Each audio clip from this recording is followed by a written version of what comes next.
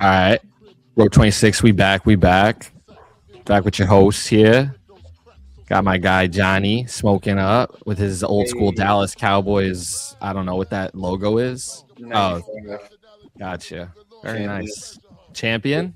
Yeah, first game I ever remember watching and chasing that high ever since, like a heroin addict. Was that the year he threw that Aikman threw that bomb to number 80? I think it was. Nah, you're thinking of the slant to the Yeah, Alvin Harper Harper, in right. the NFC Championship game against the 49ers. Classic. Yeah.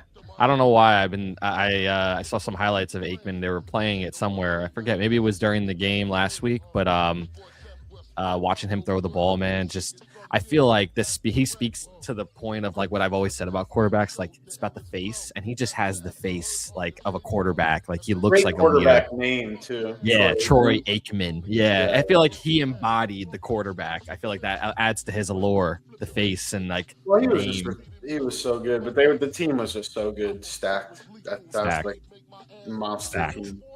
But Put him on the Eagles, they would have won 4 Super Bowls. damn, yeah, probably more than that. Talking about the current Eagles team, I'm assuming. Yeah. Well, we can get right into it. Last week's games were shocking, but not shocking. I think is kind of my takeaway. Is the AFC especially. I think we both knew that game was going to be very defensively focused, obviously, and even with Stidham getting the early bomb to Mims and playing pretty well, and he outplayed Drake May for basically the whole game, besides maybe the last drive by May, putting it on his back and then rushing in for the touchdown, which was a good drive, and he made some throws on that drive. But other than that, it felt like Stiddy played okay. Not saying he played amazing, but he, in the weather and kind of what that game turned into, favored the Patriots. I feel like if the game was still nice and sunny, like Denver could have actually won that game. But when you add the weather element, Denver could have won that game anyway. I mean, the Yeah. touchdown run by Drake May was after the shitty play by Stidham, his one really big fuck up where he fumbled. Yeah. He got the ball at like the 7, or whatever, and he ran it in there. And then that's like his only play. That was like the only. That was only bad play of the game. That was his only bad play of the game. I feel like. I mean, the pick at the end was pretty bad too to Gonzalez, but but the game. I mean, offensively for the Patriots, really the only offense they had was Drake May running, and I guess the one flea flicker to Mac Hollins. Was the only really plays that they got anything going all game. You got Ramondre was running the ball well, though. We did say that he was coming in. He was going to be a big piece of them, and 2.45 yards a carry, nothing crazy. That's what that ended up at? Something like that. I mean, they the only times they scored was, like I said, the Stidham short field. Yeah. And then when Drake May ran the ball a couple times, and then the flea flicker to Mac Hollins, and then they get that 4th and 1, which I think was a bad call. I mean, I know it's a bad call because when you watch the highlights of that game on NFL, like the app, they don't even show that play. That's how I know, like they don't even show that 4th and 1, even though it's obviously one of the most crucial plays of the game, and they don't even show that 4th and 1 conversion. Because he clearly was short. They said reeling on the field stands, so I get it. It's close play. So, I don't even get how you call that on the field, the first down. That was crazy to me. But that's all their points. They had 10 points. One of them was on a short field by Stidham fumbling. Yeah. They did nothing offensively. You could say Ramondre did okay, whatever. He had you were on it. 2.8 is the number for sure. And I do think that there were points and times I feel like he was running the ball well. Maybe I think is a better way to put it. And that rather than having a good game, a couple 8 or 9 yard runs. Yeah. That's. But then the drive would stall out or something would happen. Yeah, they didn't do anything. I mean, Denver's defense stood up. Like I said, their whole offense really, the only explosive plays or any sustained plays they had was Drake May running, which credit to him. He had some good running plays. And especially the play to win the game, to ice the game at the end. That was a nice read. Yeah, exactly. Matt Collins, flea flicker. And then, like you said, really the weather, they kind of got, I don't want to say lucky, but just the situation of them getting the ball first in the third quarter, getting that field goal off before the weather got bad. And they just kicked the weather game. So both kickers struggled. Borregales was 1 for 3. He made the one field goal, and Lutz was 0 for 2. The biggest play I think that really was, whether it's coaching, decision making, whatever, was the, 4th and 1 They're at about between the 15 and the 10-yard line in the first half. You're up 7-0. Your defense is absolutely dominating. And you go for it, not just go for it, but you put the ball in Stidham's hand. You don't run the ball, if they ran the ball, I still wouldn't like the call. Bro, the play action on 4th and 1 in the weather is for a backup quarterback to run. It's so bang bang. Like, out of all the play calls, like, that's crazy.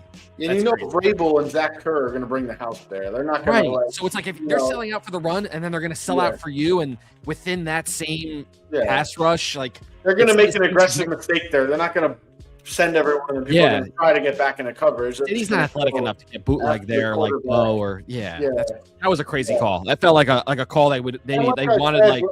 Everyone's obsessed with the analytics, and it's like in the playoffs, analytics don't work. I've said it once, I'll say it a million times, whether it's baseball, football, basketball, the sample size is too small to rely on analytics. So you have to just judge the gauge of the game and how the game's going. Your defense is dominating. They're getting sacks. They're stopping the run. Like, why not just go up 2 scores there? And furthermore, like, they have to have weather guys on the franchise roster in some form or capacity who know that the weather is going to turn at some point, and now we have a clear field goal chance. We might not have a clear field goal chance later, and they didn't, and they missed 2 field goals with the weather later on. Lux probably couldn't even see. Points were at a premium at that point. Yeah, and you've got to know like that the weather's coming in the second half, and we can pick up 3 here. That the weather was still clear there. Like, it wasn't like bad until the second half. So I thought that was the key decision of the game. Stidham played all right. I don't think he cost. If he didn't turn over that ball, maybe they won 7-0. I straight up can believe that. Yeah, of course. If they don't turn it over and they kick that field goal, 10-0. Yeah, something crazy like that. The defense was excellent. Everything we said: Benito, Allen, Surtain, Riley Moss, Hufanga dropped a pick early that could have been huge too. They ended up getting nothing off that anyway, so it's just like. Well, the Patriots punted, but if Hufanga gets that, would have been if it was a pick. Short field. They got the ball at the 20-yard line or something like that. Chances are they wouldn't have kicked the field goal anyway, John. So they probably would have stalled out. Yeah. Well, I knew watching that play when Stidham scrambled and made it like it was 3rd and 6 to like 4th and 1. As soon as that happened, I'm like, they're gonna go for it. They're not gonna get it. I was like, the fool's gold. Those 5 yards were fool's gold. The Broncos still covered, so I was like, whatever. But I'm like, in my head, I'm pulling for the Broncos. I bet the Broncos with the points, and also like you always say, like you didn't even bet, but like when you put your name on like a pick and a prognostication, like you want it to succeed. And I thought the Broncos would cover, and had a great chance of winning the game. And it's like when I saw that, I literally like my stomach dropped. I was like, oh, they're gonna fucking go for it. I wish he just like took a sack or got tackled right away. Totally. It was 4th and 4, 4th and 5, and they kicked that field goal for sure. But I knew right away. I was like, they're gonna go for it, and they're not gonna get it. And also like we talked about in the group chat a little bit, like. I think Eddie was saying it's like playing scared. And I get like that argument a little bit, but it's like we talked about, it's almost like the inverse of that. Like you're scared your defense is going to – like you're scared the game is going to flip from how it's going. Right. Because if you think the game's going to continue the way it's going, you obviously take the points because your defense is dominating. Giants won 2 Super Bowls taking points. Yeah, and just to look at straight up and down. If you look at most teams that win the Super Bowl, even Brady, Adam Vinatieri is a legend because the Patriots take points. Like, it's not like situations are situational, but in a game that's cold outside and you're playing, you need your. Adam Vinatieri quarterback on 4th and 7, like you know what I mean. It's not, but that's also just a different era. I get like going for it, but like I said, like once you get like throw the analytics out the window in the playoffs. The sample size is too small. That's what I'm saying. In the playoffs, you can't rely over 100 times. We're gonna win.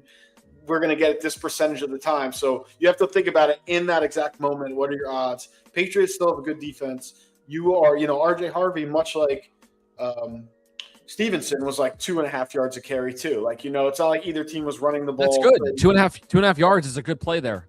Yeah. But I'm just saying, like, they're not like running the ball over the Patriots either, even if they do choose to run. Like, it's not like it's a guarantee anyway. Like we said, Zach Kerr and Vrabel are going to bring the house there. I can live with RJ Harvey, my star rookie who's been carrying the team all year. It's a better call, but it's still not a good call to me. Like I still think it's a better. It's just in terms of the play call itself, I'd much rather put the game in his hands than Jarrett Stidham to make a play who hasn't been in a game in 2 years, and it's like the highest leveraged play. If you're going to go for it, like I'd rather see if we're tougher than them. That's where I'm going to live with that. If I'm going to go for it, I'm not going to do this like fancy, like fucking Bo Nix type of style play call for Jarrett Stidham and have him fucking play action rollout, which is insane. I mean, at the end of the day, he's out there. You have to play. Like, you can't be like, we can't call plays we want to call, but I just think that's a bad call. Like, even if Bo Nix was in the game, I would say that's a bad call. This is the way the game is going. Like I said, like, just go and take the points. Like I said, it's a whole different game if Bo Nix is in that game. Of course, but at the same time, like, it's just a matter of 7. I'm just saying the play call itself felt like they were in the play sheet of what they've been calling for Bo Nix all year, and they picked a play that they would have in theory called for Bo Nix in a similar situation, and it happened to be Jarrett Stidham on and it wouldn't have worked with Bo Nix either, like, you know. Right, I maybe he has more X factor. We never know, but that was, if you watch the play, there was it was dead. Yeah, it was dead. Yeah. You're right. Yeah. Michael Vick, it wouldn't have mattered, you know, like they were all over. It was the play was dead. But either way, it's just like I said. It was terrible. Go for it was just like I said, it allows the Patriots now to gain momentum too. Yeah. Or like I guess if you miss a field goal, get a field goal block, but it's like a lower percentage. Like at best, you're looking way lower percentage. Yeah. At best, you're looking at 50-50 to get that first down, in my eyes. Like you could say like 1 yard, like over the year, like in that point with that defense, with your backup quarterback, with the way you're running the ball, like I said, at best you're looking at 50-50. And let's say even a field goal, you know, is 80-20. Like I just think you take the points there. And I also think a missed field goal, it still gives a little momentum to the Patriots. It's still not the same as a defense is getting a fourth down. Oh, yeah. Like, especially like that one, like we said, the play was like they never even gave them a chance. Plus, the momentum is to be gotten back as a home team. So, like, you're playing with house money in a sense with going for the field goal because, like, if he misses the field goal and something terrible does happen, like you just said, you still have the crowd to come out and help the defense possibly through that quick 3 and out, maybe get the ball back and like it's forgotten in a sense. Yeah, a missed field goal there is almost like an act of God. A miss.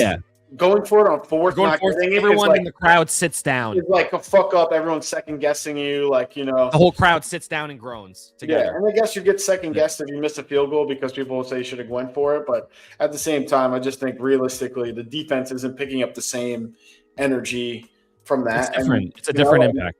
And they didn't score the rest of the game. So, I mean, there really isn't a lot that happened in this game, you know. Like the weather just came down, and God had other plans. And defense is dominated, you know. Defense is dominated, and apparently points became at a premium. As if you were the Broncos and you have that field goal chance to go up 10-0, you got to imagine that unless Stidham fucks up, and he's probably good for one big fuck up, that you can win this game 10-7. Like I would have even been thinking it. It's like something's going to happen where we might give up a defensive touchdown to the Patriots defense. That's possible because we have a backup in. So let's just plan for being down 7-0 in our heads. And then you kick the field goal and you think about it from there and you're up. You could win the game in your head 3-0 at both teams score. That's like a likely scenario. And exactly that happened almost. And I'm pretty certain that like before that play, or before that drive, I should say, like, they got a nice sack for a stop and then, like, got good field position off a bad punt. Yeah. The punt was until, like, the 45. Yeah, like, you almost, like, waste that, too. So, it's tough. I mean, Stidham played okay. Again, the weather in the second half, he couldn't do anything. And especially, like, it got worse. Like, the beginning of the second half was bad. And then, like that's when the Patriots had the ball and got that field goal. And, again, we kind of glossed over it, but I do think that 4th and 1 where I'm firmly confident got stopped and they gave him the first down. That's when they kicked the field goal. That's the difference in the game. Yeah, that's all. You call him short. It's 7-7.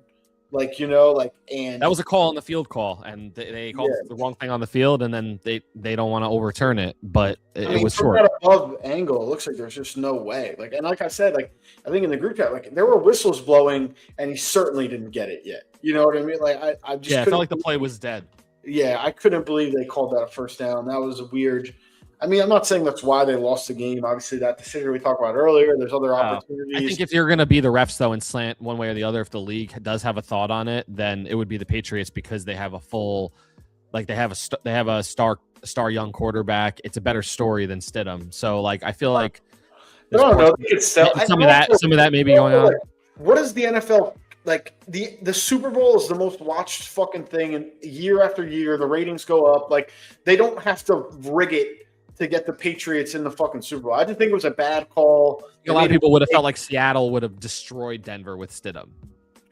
But so it doesn't matter. Everyone's going to watch the Super Bowl.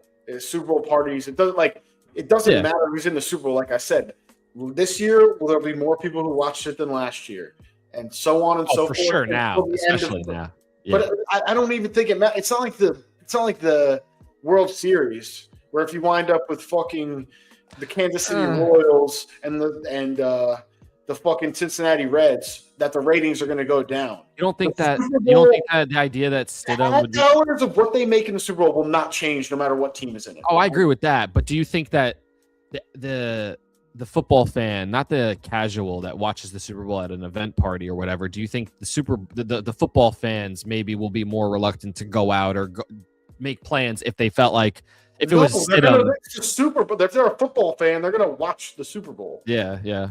I don't know. It would be a murder one if it was Seattle versus Stidham. I mean, I don't. Are the Patriots that much better than the Broncos? We just watched them play. Yeah, I just think that at least you have May with some continuity with the team the whole year and last year. Again, to the point where it's like relevant as like, we're going to rig it for them. I think is a ridiculous. Not the rig, but I didn't say rig. I didn't say rig. But you're saying like the NFL I said slant. I said the slant. But I'm saying you can slant it. It doesn't. I don't think it makes any difference. Like if you're doing 51-49, the 51's on the Pats side. Yeah, I guess, but I don't even think it's. If any of that, I think it's whoever. I'm on my homeland vibe right now, John. What can I tell you? This is where my head is. The Super Bowl is watching the Super Bowl. No, I agree. That general premise, I agree with. Yeah. I don't think there's any. Like I said, I'm talking about really the football fan versus like the Series. The football fan is a football fan. They're watching the Super Bowl. It's the last game they have a chance to watch. I guess, from that perspective. Yeah, from that perspective, yeah. I'm not watching the Super Bowl because it's Jarrett Stidham and the Broncos. If anything, I'd be like, wow, I didn't expect the Broncos. Not watching, but maybe not wanting to go to a party and like celebrate. That doesn't affect the NFL at all. Yeah, I guess that's true. And also, just like if the Broncos did beat the Patriots, football fans would be like, wow, that was a big win for the backup quarterback. Let's see I don't think people would be like, oh, no way. Like if they beat Seattle would never live that down. If they beat the Patriots, they would they have every right to say we are a better chance of beating Seattle than the Patriots do. If they beat the Patriots, that'd be crazy. And they almost did. Like they could have almost won that game. I mean, obviously Lutz missed the field goals. The bad go for it in the first half. Little Jordan Humphrey dropped the pass. I mean, it's crazy weather. It's tough. That's tough play. That was not. Yeah. Yeah. Drop still. Gotta have it. Stidham put it right on him. You know what I mean? Have it. Yeah, I agree with you. A little awkward, we could say, and the weather was terrible, but gotta have it. I mean, he put it right. I mean, it's right. Gotta have it. Yeah. And also, even and then you come back to the analytics idea. The one thing about analytics is you have to be consistent. So it's like you're going to go for it on fourth down in the first half, and that after that play, that was about on the Patriots 40-yard line. It was 3rd and 5. Jordan Humphrey drops it. Little Jordan Humphrey, excuse me. And then gotta include the Lil, that's his fucking name. Jordan Humphrey. Little Jordan Humphrey drops it. It's 4th and 5 on the 40. The Patriots are going to have trouble moving the ball. Your defense is playing good. Why not go for that 4th? Should have. If you're going to be aggressive, you're going to be aggressive in the first half. You can't change now. And if you're going to say, they changed because of the situation, well, then you have to play situationally in the first half. You know what I mean? It's just it felt like they got ahead of themselves in the first half. They heard the clamor, and then they came back and got away from what they were trying to do. So either you have to be doing something this way or be doing something this way. Meddling in the middle is where you lose, for sure. Yeah, it's I always compare it to poker. It's like if you're going to call a 3-bet with pocket nines. You got to stick to your guns. You got to do it again because you got to. if you don't doubling, you got to double. Yeah, absolutely. You got to hit the set the second time. Hopefully, it's not involving when we're talking about gambling. Actually, it's because that could lead you down a bad slope. But but I mean, like in general, like the play style. Like, poker is gambling, of course, but I'm just saying, like you're talking about the play style. I know. I'm just fucking around. Over time, analytically, you have to play the same. Or you gotta be consistent. You know, or change your strategy completely. Always fold the pocket nines to a 3-bet, or always play the pocket nines to a 3-bet. Like, it's also easy to read you as a player or coach. If we're doing the analogy, like if you start flipping up and changing your, then they know they got you. Yeah. And also, in the second half, as soon as they go for that field goal, Vrabel and say he's like, "We got him." Like we got. And let's say, sticking with the poker analogy, kicking the field goal there instead of going for it on 4th and 1, we'll say it's a little bit of a tighter play, if you will.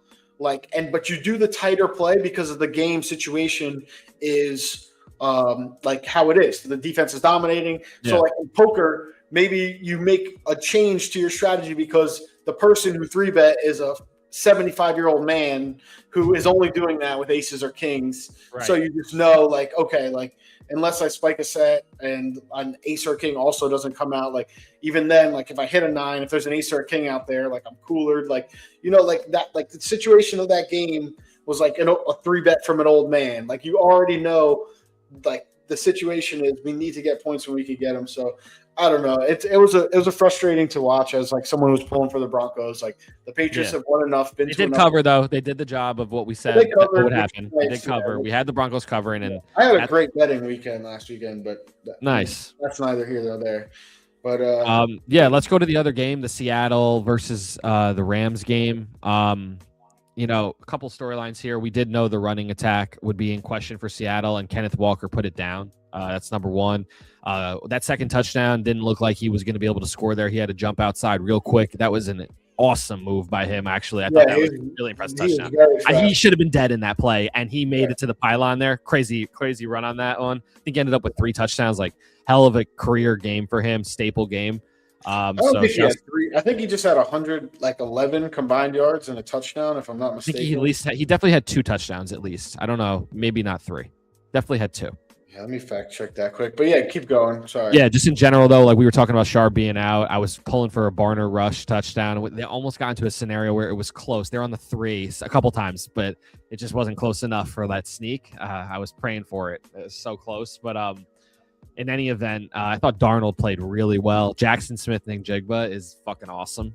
He's pretty uncoverable at this point. Yeah, no, it's just the 1 touchdown for Kenneth Walker, the one you're talking about. Bounced it outside. Yeah, because then it was Bobo, Cup, and JSN had the other 3 touchdowns. I remember Bobo caught one. Really? Yeah. I thought Kenneth Walker had 3. I don't know why. No, he just had the 1. But interesting. Did he have a receiving touchdown or no? No. Just like I said, they had 4 touchdowns total, and it was Bobo. So weird. Why I thought he had 3 touchdowns. It's crazy. Yeah, but he did have a great game. 111 yards. He did have a great game. Yeah.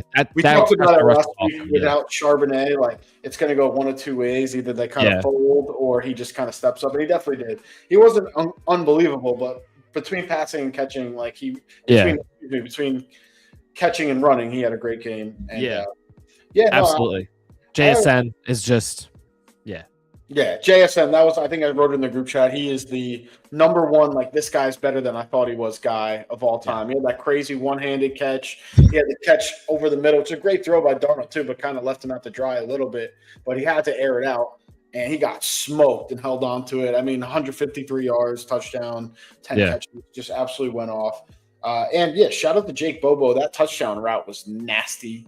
And Cooper Kupp, I don't know why this guy doesn't get time. I've been talking about Jake Bobo for a little bit. Like, this guy can catch the ball. I mean, I guess they just didn't ever. The depth was always there, but who do they have out there? It's like, well, they have Cooper Kupp, who had a great game. Also, Eric Young. And they just got Shaheed. I was going to say, and Shaheed, like, he obviously didn't have a return touchdown, but he set the tone this game too with a big play right off the bat, 50-yard catch that set up that Kenneth Walker touchdown that we talked about. Darnold's fucking slinging that thing. We got it. I mean, shouts to Darnold. Like, this guy, I mean, he's coming into his own. We'll see what ends up happening after this season with Clint Kubiak leaving. He seems to be another guy next up. He's either going to stay or go to Oakland or Las Vegas, to go maybe pair with Mendoza. But shouts to Clint Kubiak and shouts to Darnold. I mean, it felt like you called a great game, and Darnold was fucking slinging that thing. There were some throws. Yeah. I mean, Darnold and Stafford both over 300 yards, 3 touchdowns. That touchdown throw to JSN was nasty. Yeah. He was the Bobo throw, and even the Cup, great decision. Bobo throw, yeah, bro. He snuck in there. I mean, getting back to like we talked about last week, and I said it, I was like, we said there's no dominant teams this year, but Seattle had 8 wins of 2+ touchdowns, and the only reason we don't think they're dominant is because Sam Darnold. But if Sam Darnold's going to play like that, that's a dominant team. And their defense is really fucking good. The Rams' offense is really fucking good, and Stafford played great. I think what it came down to, obviously, was that 4th down in the 4th quarter, down 4. Yeah. About at the 10, 15-yard line, somewhere in there. And, you kind of got to – I think you have to go there. I think the play for a field goal and then hope you could get a stop when your defense has given up 30-plus points already. And then even if let's say they go down and kick a field goal, you're still down 8 – or they go down and score a touchdown, you're down 8, and it's like, well, what better opportunity are you going to have than like inside the 15-yard line on 4th and 4 score another touchdown? The momentum of the play, everything felt like go. It just watching it felt like go. I don't know how to explain that too. I feel like there's some of this that people. I think when you're in the 4th quarter late like that and you're close, like it would be different if they were different if they were at 30. Mevis is kicking the ball well. I get it then, but it's 4th and 4 and you're that close and you're down 4. Like. You might not have a better chance to score a touchdown the rest of the game. That's just how it goes. You kick a field goal there, you might not get the ball back. They might go down and score. They might kick a field goal. Now you're down 4 again. You just kind of traded field goals. There's so many different situations, especially with the new kicking rules, where like if you kick it in the end zone, it's at the 35 already. It's just so much. Didn't Darnold have a pick too at one point, and it was like. And that flipped the field really quickly too, and Seattle got a stop. Like it felt like Seattle, or they gave up a touchdown really quickly, and maybe on the next play. Was there an interception by Darnold? Am I crazy? No, Darnold didn't throw any picks. I just double checked, but I was fairly. So was there a turnover? Some kind of turnover where it felt like Seattle's defense had to be on the field? Because what I was going to get at is that the Rams played well on offense, but I felt like field position, like something happened in the game. I can't put my finger on it. The only thing that I remember was the punt returner dropping the right. That's right. The muff. Thank you. I was like, something happened. I was like, I'm missing something. Some kind of turnover happened. It wasn't Darnold's pick. It was the muff. Thank you. Yeah, the punt returner dropped. They scored the JSN touchdown. Right. Like I feel like in general, the Rams did enough to win this game, but some of those types of plays ended up beating them. Like they would have won this game. Like the Rams would have won this game if it wasn't for just like bullshit like that happening in the game. I felt like. I mean, that was a big moment, but I think it was crazy that this game was so high scoring, and then in the 4th quarter, both defenses kind of locked down a little bit. But I will say on that 4th and 4, I think what happened was they scored the touchdown earlier in the game on the Kyron Williams kind of wheel out of the backfield, and they ran that same play, and Seattle was all over it. They took that away. 2 guys were there. And then it was kind of like, what do we do now? He tried to throw it over the middle. He was covered too. But that was just a little bit of getting out coached. And I think as good as McVay is, and it's not a bad thing to go back to the well in the NFL. Like with the play that works, save it for later. Like that's or just do it in a different way with a different wrinkle or different design. Yeah. But also it doesn't work against a Mike McDonald. No. He's going to be – he probably before that – the way – if you watch that play again, the way they guarded Kyron Williams, it almost looked like right before that, the coordinator or Mike McDonald himself was like, they're going to run this play again. Like it looked – he was that covered where it was like they knew that was coming. Yeah. And they put it down. And it's like on 4th down there, maybe going back to the well is something you do on a 3rd down or something like on a 4th down, got to get it. Maybe you need to be more creative than that. And who am I to, challenge Sean McVay? He's a great play caller, Super Bowl winning head coach. But in that moment, watching that play, he might, I think he said that to himself after, watching the film and just seeing how guarded Kyron Williams was. For sure. And that was Stafford's first look. Not there at all. Comes back, has guys coming at him only has time to make that second read. Goes over the middle to Parkinson and one of those white tight ends. I don't remember. Yeah, I think it was Parkinson. he was covered too, and that's all they could do. And that really struck me. It was like, again, we've talked about Mike McDonald a lot. Like that was like a moment where it's like in my head, it's like playing football, just like knowing, like sometimes you know what's coming. Like it looked like the Seattle defense knew what was coming there, and they just locked that up. I think this Seattle team is interesting. I think this is the only time maybe that Darnold will reach the Super Bowl in his career right now, and I think it's a big moment maybe for him. That's what I just generally think. I think it's a special run for this team, and the stars align with the coaching and the roster and the defense and JSN and everyone being healthy. Really, they've avoided that injury, knock on wood, besides Charbonnet, their backup running back. Like, generally have Cooper Kupp still healthy. You got the full arsenal with Shaheed and JSN. Like, it feels like they got Arroyo back with Barner. I mean, every Super Bowl team you could make this. Yeah, exactly. But I just feel like that's I feel like some teams, like, well, not necessarily, because when you think about teams like with the quarterback as Peyton Manning or Tom Brady, I feel like maybe we're watching it right now with Darnold winning 14 games with Minnesota last year, and then coming into his own and winning 14 games with a new roster and going to the Super Bowl, like, and actually dealing in the NFC Championship game. But yeah, I mean, but if you look at what my point is, like, most quarterbacks never make the Super Bowl, and the ones that do make the Super Bowl, 9 out of 10 don't make it a second time. Yeah, that's true, I guess.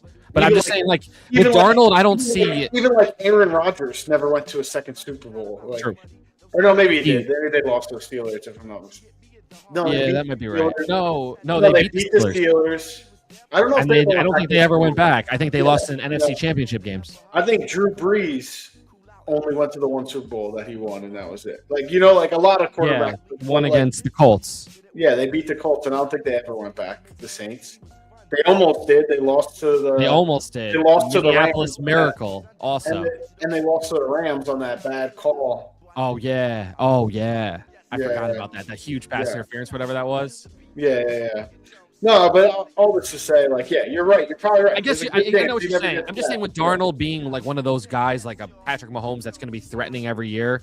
Yeah. Like, if the defense stays healthy, maybe, I guess. I don't know. Maybe I'm stupid, but I don't know. Like we kind of mentioned last week, like Geno Smith, we were like, yo, this guy is kind of good. And it's like almost like, I hate to call back to Hurts, but it's like we were like, oh, Geno Smith's getting him to the playoffs. Geno Smith is a Pro Bowler now. And it's like, maybe this roster, this defense and this offensive line were like this good.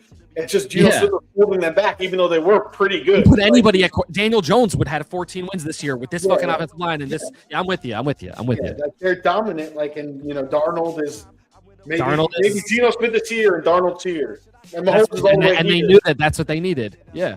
And Mahomes is all the way here. Like, but he's somewhere in the middle where like it elevates them. And you think about this team getting a fucking. Like we said, Sam Darnold was slinging, but he's got weapons for days. Like their weapons are nasty. Kenneth Walker, JSN, Cooper Kupp, Jake Bobo, Barner, like you mentioned. Like, these guys are fucking good. And their offensive line is really good. And Shaheed and their offensive line. Shaheed was a great ad. That was more what got me to your point of like they're pressing all the right buttons this year. Like when they added Shaheed, he houses the kick to start last game. He gets a 50-yard catch to start this game. Like, oh yeah. Like they're whoever that GM is, Snyder, I think his name is. Yeah, John Schneider. John Schneider, boy knows talent. 2 Super Bowls or 3 Super Bowls now, with like and this third one with a totally different roster. Yeah, the new iteration. Very impressive. Yeah. John Schneider. Yeah, we shouted him out before last week, but great job. Oh yeah, roster. He finds talent. He knows talent. I mean, he's talking about like Julian Love, former Giant and safety, playing good football. Like, they just have really good key players in lots of different spots on this defense. It's crazy. We talked about that like dumb fumble for the kick returner, Xavier. Xavier Smith. Yeah. I also want to point out that like it's maybe not exactly the same, but the Tariq Woolen fourth down. Oh my God! After the play, when they have another big play that we forgot. Yeah, that's another one that's like they got the ball, and the next play was a touchdown. I'm pretty sure. It was a touchdown. So I'm like, those two almost balance each other out to me. Yeah, I'm with you. It's not exactly the same because Stafford still had to make a great throw and Puka had to make a great catch. Xavier Smith should have never been out there. He almost fumbled the other one. He almost lost the other one. That should have been wrapped up with. That should have been sewn up. Like they beat themselves there. To me, you got to get that guy off the field. If you know the playoffs, Bob was one. You put like I said, throw analytics out the window. Put Puka Nacua back there. That's exactly. Like what did they end up putting back there? They put somebody back there that was more. I don't remember to be honest. They ended up taking him out and they put someone else back there. What the fuck? Figure it out. Someone legit, like someone like what you just gestured at, like whatever. Like the only punt returns I have here are Xavier Smith. Maybe that's someone else out there who just, and they kicked it out of bounds. No, I think he caught one. Fair. I think he did catch one. If I'm not mistaken. Yeah. Anyway. He fumbled one. He almost fumbled another, and then I think he just caught one also. But like I said, I don't know. Maybe there was someone out there and they kicked the ball out of bounds or something like that. They punted it out of bounds with someone else out there. Let's see. It looks like the Seahawks. I'll look up the Seahawks punting because then I can figure it out for sure. Kyron Williams. It was Kyron. Wow. Yeah. Yeah, because they must have, because the Seahawks punted 5 times. I'm saying it was Kyron. Kyron took over returning duties immediately following the error. I see it right here. He probably just kicked it out of bounds or whatever. Yeah. But it speaks to the point that they put someone, like you said, put like Puka Nacua back there. Yeah, literally. They put Kyron Williams back there. Yeah, they put anyone back there. So they did button it up, but still it was too late. And the Tariq Woolen, I mean, that's just like, it's a penalty by the letter of the law, and he fucked up, and it was stupid. But that just drives me crazy because, like, he didn't touch anyone. I know, but he just went to the sideline and was like, "Yo, fuck you," blah blah. It's like he walked towards them. These are professional athletes. These aren't fucking Pop Warner, fucking third graders. Like, I know, but like everyone's on drugs on that sideline. It's just testosterone. Game, like we're gonna let this decide a game. Like, obviously the Seahawks still won, but it's like, I don't know. I mean, it's the right call, but it's almost like the letter of the law is wrong. Like, you should be able to talk a little shit, man. Like, again, maybe he said something I didn't hear that was over the line. Like, not even just that. If you watch it, he's literally goes from this position, which is more in the field, towards their bench. Yeah, but like, that's like, that it's one thing to jaw with the guys that you're passing by. You know the difference. Come on. Yeah. No, but I'm saying, like, I'm not saying it's not different. I'm saying, like, so he didn't touch anyone. He didn't shove anyone. In that situation, also in that game, like, it didn't end up mattering, but yeah. 4th and 12 in the second half of a fucking close conference championship game. Yeah. But it's also that's exactly what I would say to Tariq Woolen too, for the record. Not just he needs to know better. Like I said, I'm not saying it was a bad call. I'm just saying I don't like that taunting is like this 15-yard. I think there should be I think there should be a the yardage with it. Could be 5 yards, and then the first special. Whatever against the player that they do. I don't know if you remember when there used to be like there was a 5-yard face mask and a 15-yard face mask. Like, there should be a 5-yard taunting where like you don't touch anyone. Like, you don't get, like, and then there's a 15-yard one where you like clink face mask with someone. And or hit late, hit late or whatever, hit somebody out of bounds. I'm saying like late hit, fucking unnecessary roughness. That's all. I'm talking about fucking Abre Tuboka, like fucking, you know what I mean? Like, talking. We're talking about talking. Words, fucking sticks and stones might break my bones, but words can never hurt me. I think the ref would say he approached their bench. Yeah, I'm not saying the ref made a bad call. I'm talking about NFL rules. I do agree that there should be a 5 and a 15. I think jumping to the 15 every time is nuts, and an automatic first down. Like, that being a strict, like, hard, fast rule that, like, you approach the other team's bench as a 15-yard penalty is just like, who the fuck cares? Like, are we really like, our fucking parents covering their children's eyes, being like, don't watch Tariq Woolen walk. If someone took a swing at him or someone pushed him, then what? Then fucking that's the tale as old as time. The retaliator, if someone swings at him, that's not words. Now it's not sticks and stones could break my bones. Like, if someone on the team talks back to him, but it always starts with words. I'm gonna get you next time. Like, it always starts with words. You don't just fight out of nowhere. It's got to start with words. Yeah, but then like that's my whole point. Like, we can't.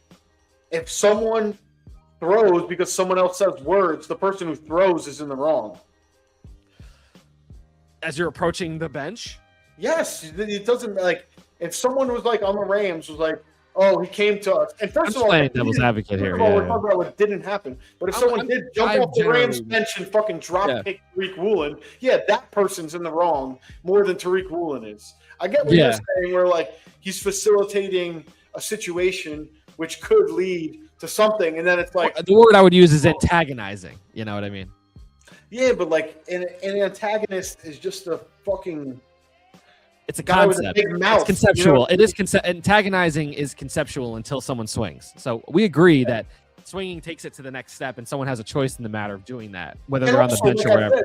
Throughout the history of watching the NFL, like it's always the person I like 5 yards there. I like 5 yards, and against a personal foul against the one player, if you get a second one, you're ejected.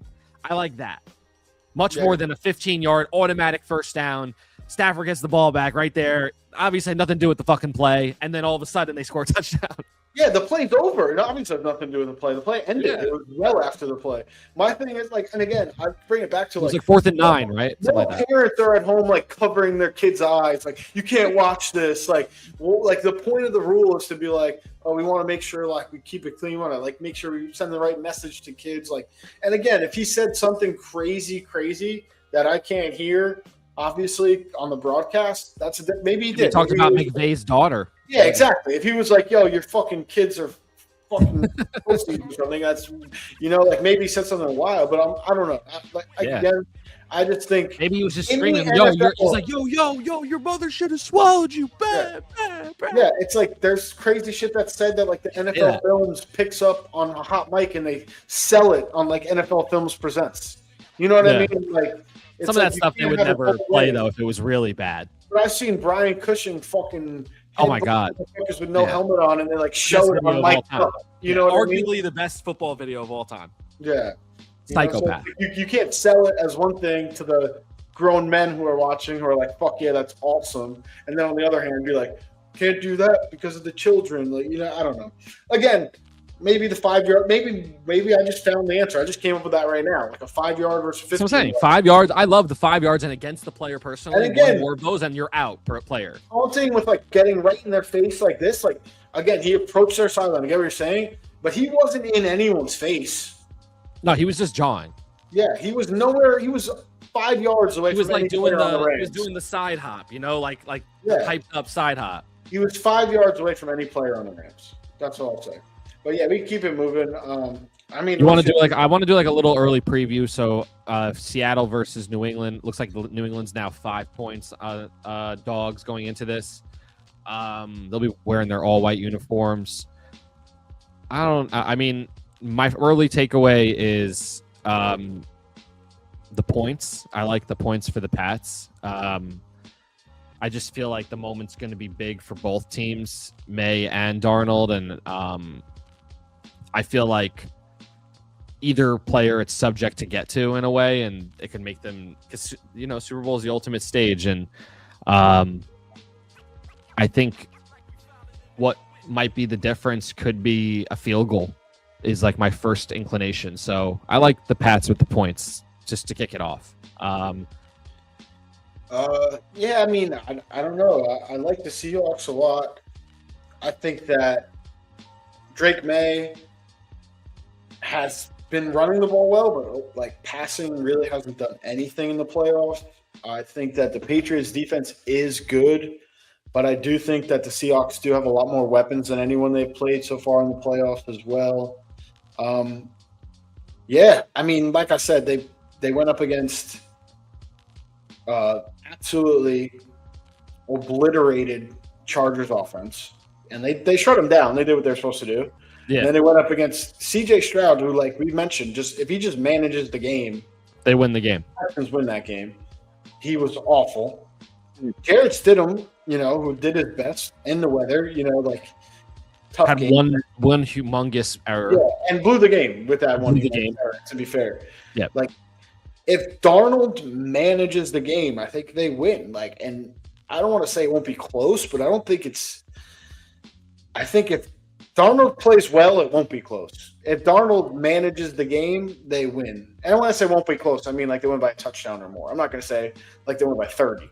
But like Darnold has memories against this New England team, though. I will say, seeing the jersey against him, being a Jet, like something about. I don't know. Something smells here about this New England team. Like we talked about with Seattle, everyone's been hesitant to call them a great team because of Sam Darnold. Maybe this is when that shoe drops. He turns back into a pumpkin, whatever analogy you want to use. But I think that, like I said, if he does play well, they win handily. If he doesn't play terribly, I think they still win. I think New England is almost banking on a Sam Darnold blow-up to win the game.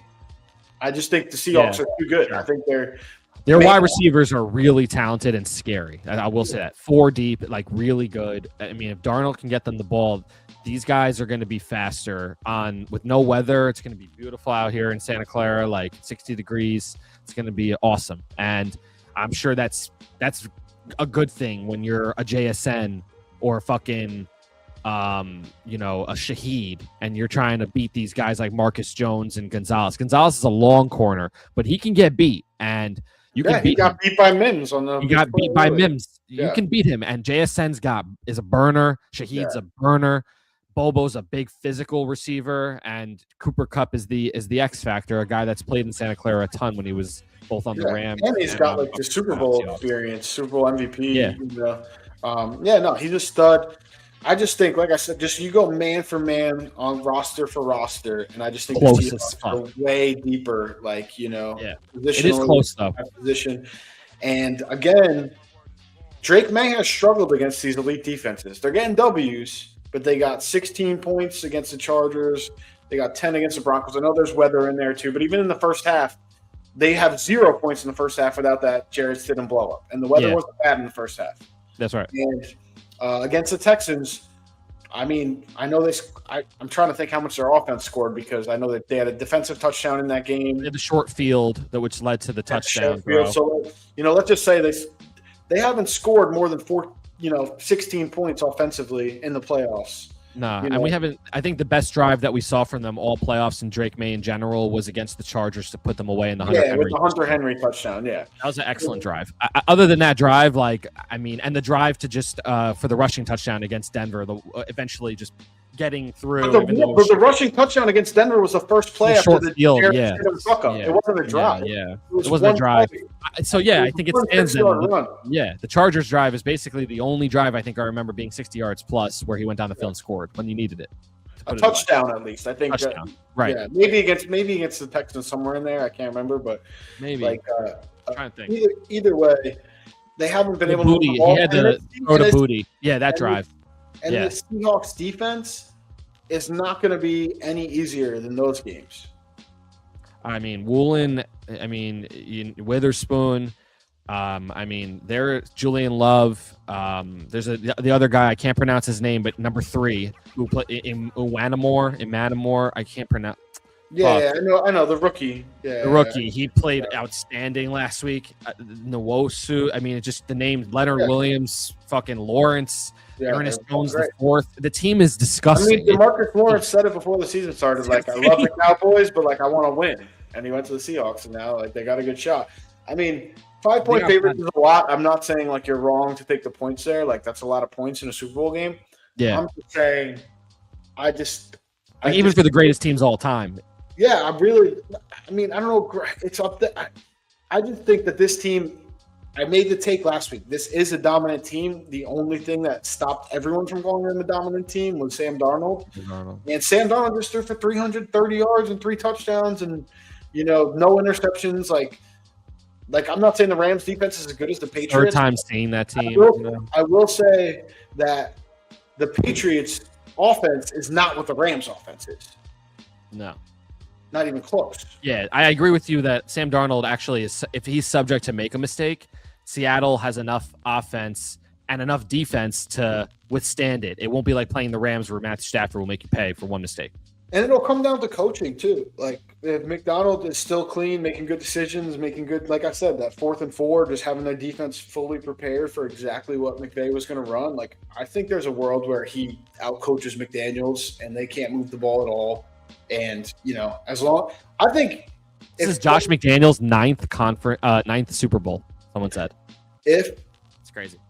Yeah, always the bridesmaid, never the bride, though. If the Seahawks score 21 points, how do the Patriots win the game? Yeah, that's tough.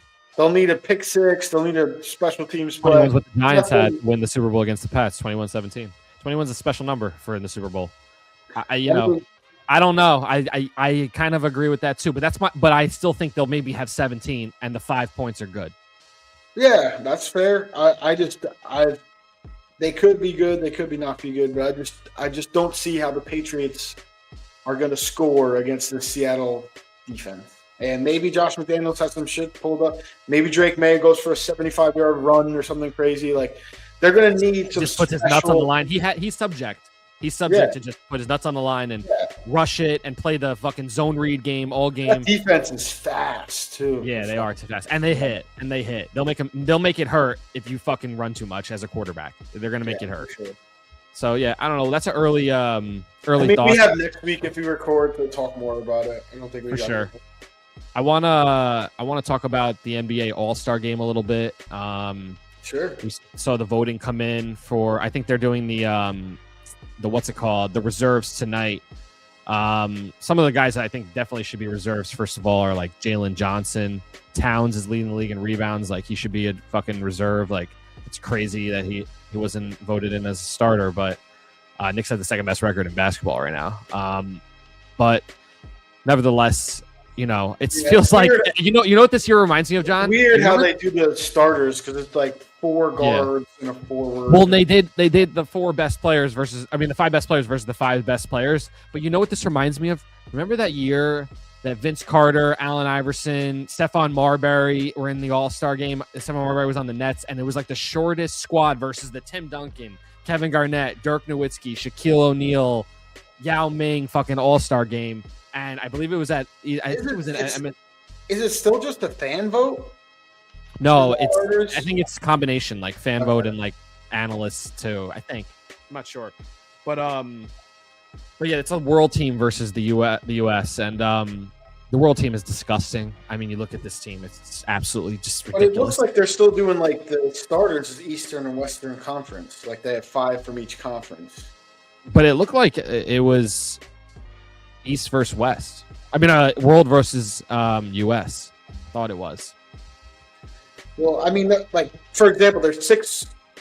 Or no, I got Shea Gilgeous-Alexander's Canadian, right? Am I mistaken? Okay. All right, so it is 5 and 5, but it's showing like it's also 5 from the Eastern Conference and 5 from the Western Conference. Oh, they really are just doing East-West again then. But it is 5 Americans and 5 world guys, to be fair, also. So that's good. But let me see. Like it's not. No, it's not. Giannis is on Eastern Conference, and Steph is a starter on the West. No, I know. But I'm saying if you add up all them. I see. Jokic, Shea. Yeah. I mean, even still, the teams are not fair. West is ridiculous. It feels like the Eastern Conference is a much shorter squad, though, in general, which does remind me of that season where the All-Star game, and they ended up winning the game and coming back from like 20 down in the 4th or something like that. That's when they used to kind of try. Fan votes, so it would be like guys would be hurt all year, and like Yao Ming was always in the All-Star game, so it was a fan vote, and like everyone from China would vote for Yao Ming. Hell yeah. I mean, there were years that he definitely deserved it. He was unbelievable certain years with T-Mac and shit. Like, my biggest takeaway from the NBA so far, I'm catching up. Obviously, I don't really start watching until Christmas, January. But if you would have told me in 2020 or 2021, whatever, 5 years from now, that there would be 2 white American players battling it out for Rookie of the Year, I would say you're out of your fucking mind.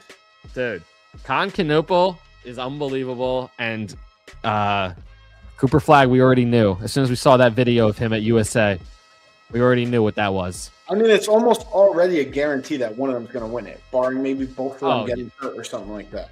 Yeah.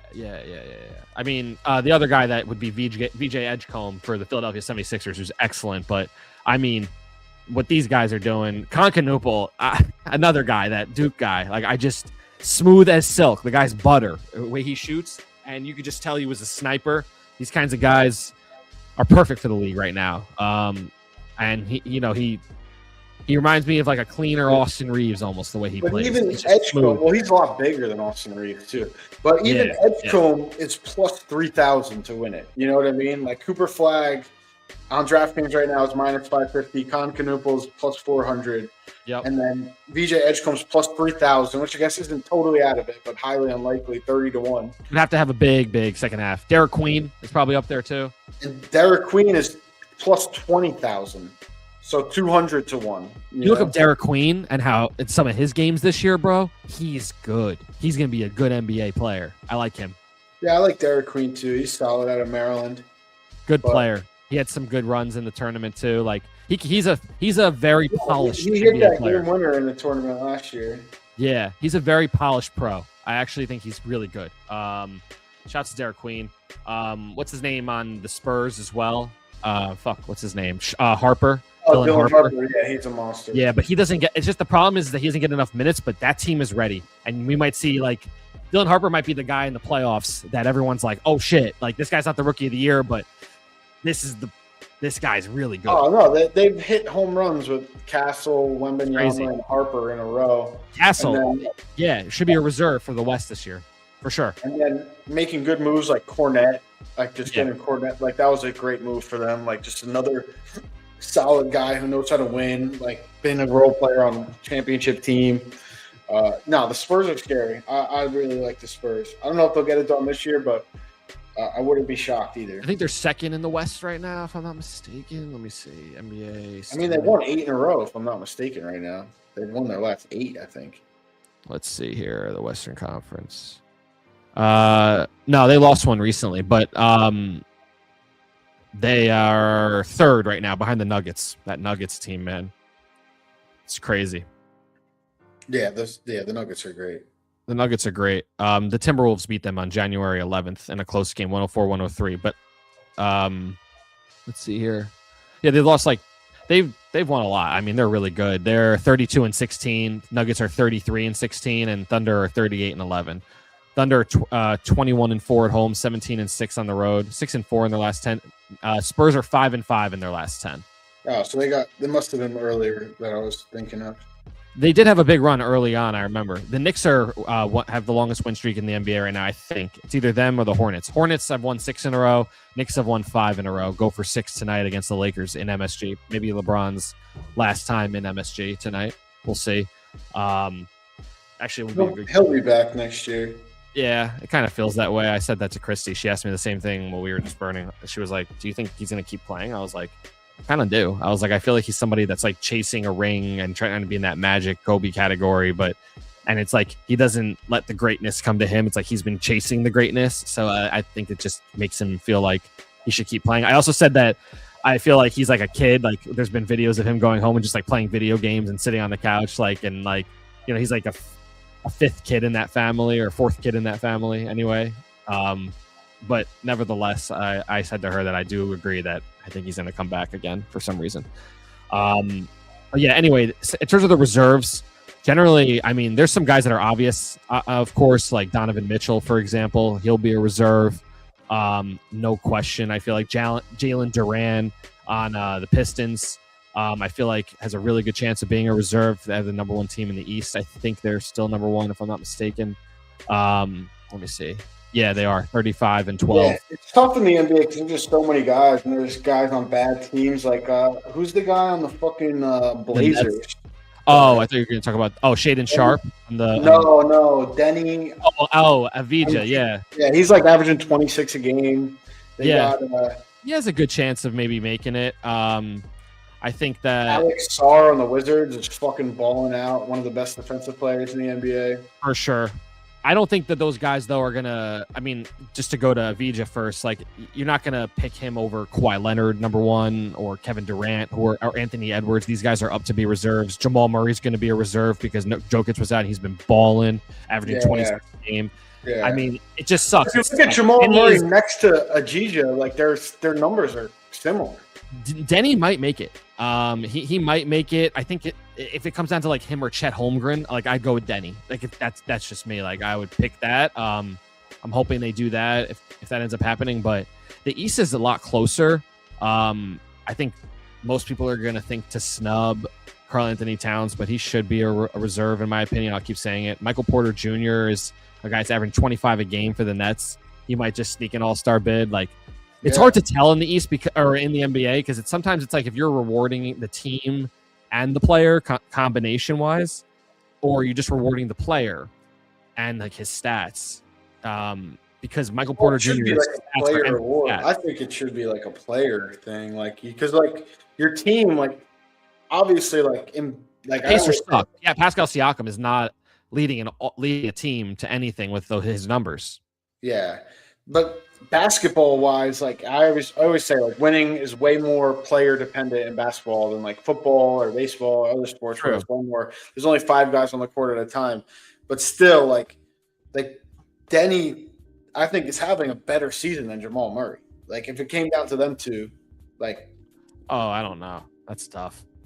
I mean, Jokic was out, and their number, and they went up in the standings. Peyton Watson played well. There's other players on that team, you know. Yeah. I said that's what I was just saying. Peyton Watson played really well during that stretch, but Jamal Murray's ahead of Snakes, averaging 26 a game. Yeah, so Jamal Murray's 25.8, Denny's 25.5. Denny is 7.2 rebounds and 6.7 assists. Murray's 4.3 rebounds and 7.4 assists. You know, like. And the shooting from the field? One of them's like 47, one of them's like 49. Yeah, probably Denny's probably 49 if I was guessing. No, Jamal Murray. Really? Jamal Murray hits more jumpers. That's crazy to me. I don't know, man. And the Nuggets are second in the West. That would probably be my tiebreaker there. And Denny's on a team that's not good. So it's just I'm with you. Like Denny, I love. He's an Israeli boy, so Israeli boys barely ever get love. But you know, shouts to Denny. Like if he makes it, that's awesome. Like that would be sick. I think that both him and Jamal are actually reserves. I think that the guy that I would leave out, as I just said, would be Chet Holmgren, despite the Thunder being the number 1 team, because his stats aren't enough for me. He's only averaging 21 a game. So that would be my way of maybe positioning that. I don't know. Because he can't live Kawhi off. Kawhi's having a career year, is averaging 28 a year. Like he's 25.5, 7.2, and 6.7. Such good making the All-Star team is fucking nuts. And also he's a lock in the East. Crazy. He'd be a lock. Yeah, I mean it's hard. Look at guys like Evan Mobley, 18 a game. He's up to be a reserve. Jalen Johnson, 20 and 9 and 5 assists. He should be a reserve. He's having a great year. He's sick. Scotty Barnes is up to be an All-Star. He's 19 a game. Jalen Johnson is averaging 9 assists a game. I thought it was like 7. No, 9 rebounds, 5 assists. Jalen Johnson, but he's great. He's like a point forward. Hawks we're talking about, right? Yeah, on the Hawks. Yeah. Yeah, he's like watching him the other day. Yeah, he reminds me of like a Giannis type, like a big. He's 8 assists a game. Oh, really? Yeah, because he's top 5 in assists right now. Wow. Yeah. I don't know if he gets that many rebounds as you're thinking though. It says I'm right here, 20 and 9 defensive rebounds per game for Jalen Johnson. Maybe I'm crazy. No. Maybe it's not. I mean, if he's fucking 29 and 8, that's pretty fucking good. Let's see here. 23, 10 and 8. Wow, yeah, he's a monster. Yeah, a monster, a living monster. He's actually a monster. I didn't realize he was getting that many rebounds. That's crazy. Yeah, he's averaging almost a triple double. I mean, again, empty stats. The Hawks are 10th seed, but they'll make the play-in. I mean, not completely empty. Like that's what I'm saying. It's like he should definitely get into the. Yeah, he should be a reserve, no question, and I think he will be. I think Siakam might get in with, maybe. But the Pacers suck too. I don't know. Durant has to get in. He's on the second best team with the Pistons, and his PER is really good, really high. Like his effect on the game and winning games, it's crazy. I don't know if his stats will be there necessarily. I'd be curious to know. Let's see. I'll take a look right now. Jalen Duren, 18 and 10 on 63% from the field. Yeah, sounds like an all-star. Yeah, I'm the number 1 team in the East. that 18 doesn't necessarily get you there. I don't know. It's very borderline. It gets you to reserve, maybe, is what I'm saying.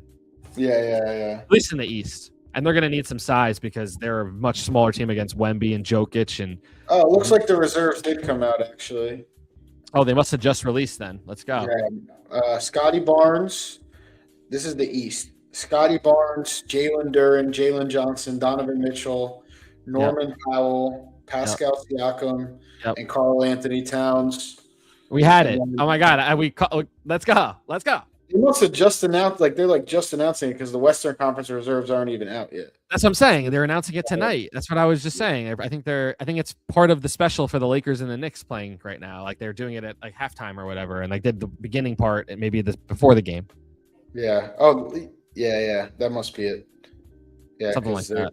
I'm happy for Norman Powell. I was surprised to see he won 23 game. He's a great player. We always saw his potential on the Clippers. He was really good. Shouts to Norman Powell. Towns made it. Good for Towns. He should. He's second or third. He's second in the league in rebounding. No, he leads the NBA in rebounds. He leads the NBA in rebounding. There's no way he's not. And he's on the second team in the East. Y'all are haters. The guy puts it up. He maybe not scoring as much, but the team is good. Shouts to Karl and shouts to Jalen Johnson. A lock. Unbelievable. No, he's been awesome. Yeah, because I thought he was more of a passer because I guess he's just behind the top rebounders, but he's fourth in the NBA in assists per game. Yeah. In terms of, I'll keep an eye on if the reserves come out. Keep an eye on the West reserves. I'm curious because that's the one obviously that we were interested to see and see if Denny made it. That would be cool. Yeah. I feel like he's gonna make it. Just my guess. The hunch. All right, so give me one moment. I'll be right back. All right, you got it. So what Hotz doesn't know is that last week he was challenging me on colleges, and I'm not really that good at colleges. But we're gonna see how good John is with colleges. We're gonna go through a couple of depth charts here, the most important depth charts left, in fact. So we're gonna figure this out, see what John knows. There'll be no questions. There'll be no questions for John today because this is a big quiz. So we'll quiz it up. We'll get back to the Hotz Corner questions more in the off season. The Hotz Corner is both. It can be anything. It's just we're here. We're here in the den. Anything can happen. Once football ends, we get more random questions. Exactly. But what we're gonna do is we're gonna go through the rosters of the two Super Bowl teams. And I'm going to call out the starters on offense and defense. And John's going to tell me. You're going through all fucking 44 Oh, players? Yeah. Oh, yeah. All right. Hang on. Let me get a pen. We're going through. We're going to see what John knows. See if he can get some deep cuts. I have to write these down. But we'll go through it. All right. Let's go. Hang on 1 second for me. All right. Just get my shit together. All right, we'll kick it off. The wide receiver room. Keep it light, We'll start with the NFC team. We'll go with Cooper Kupp. Eastern Washington. That is incorrect. Cooper Kupp with the Eastern Washington. I'm just kidding. It's correct. Yeah. All right, let's keep it moving here. Rashid Shaheed. I don't know this one, to be honest. It is a small school. The first name that came to my head was Tipton or something like that. I believe a famous NBA player went there who was a point guard, but he's hurt right now. Point guard who's hurt right now? Random school. Random school. Yeah, that's not helping me. Hurt right now, point guard. Can't even think of who you're talking about. How small? A D2? Or D1. Not D2, but just maybe D2 even. Let me see. Damian Lillard went to Weber State. Dang. Okay. Weber State. Wow. Let's go. My clue was good. Nice. That was a great clue, actually. Yeah, it turns out. Right? See? Yeah. There we go. We're moving. All right. I found it. It took me a second to place it in my mind. Yeah. I was just waiting. That's why I gave it a little bit of patience because I think it was. I didn't even know that. Like, he's the main point guard that's out right now. Yeah. I thought Booker, and then I was like, Booker went to Kentucky. And he's not a point guard. Yeah. Yeah. He brings the ball up a lot. You get my point. You got the guy. Yeah, so you understand. Yeah. I didn't even know Weber State had a football team, to be honest. Great, amazing. Jake Bobo. Jake Bobo. I might know this. Stanford? Not Stanford, and not in the West, but an elite school educationally like Stanford. Michigan? Got one more. So we gotta keep moving. Elite academic school, not on the not an Ivy League. Not in the Northwestern. But that was a good clue. It's more in the vein. Duke. Okay. Yeah, I didn't know. Let's go to Jackson Smith Njigba. USC. Jackson Smith Njigba. Let's try that again. JSN.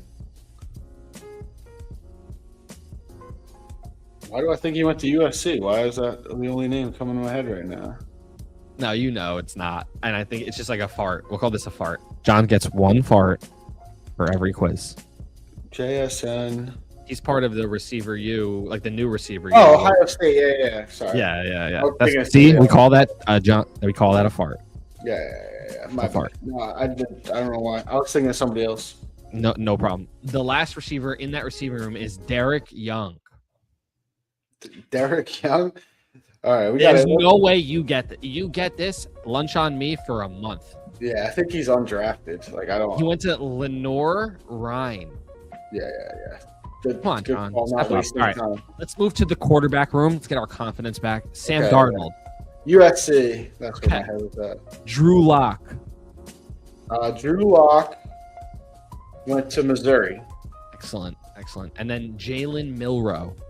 Alabama. All right. Clean sweep of the quarterback room. We're going to move to the offensive line to get ugly here. This will be hard. Charles Cross. I don't know. I could guess a couple, but I don't know it.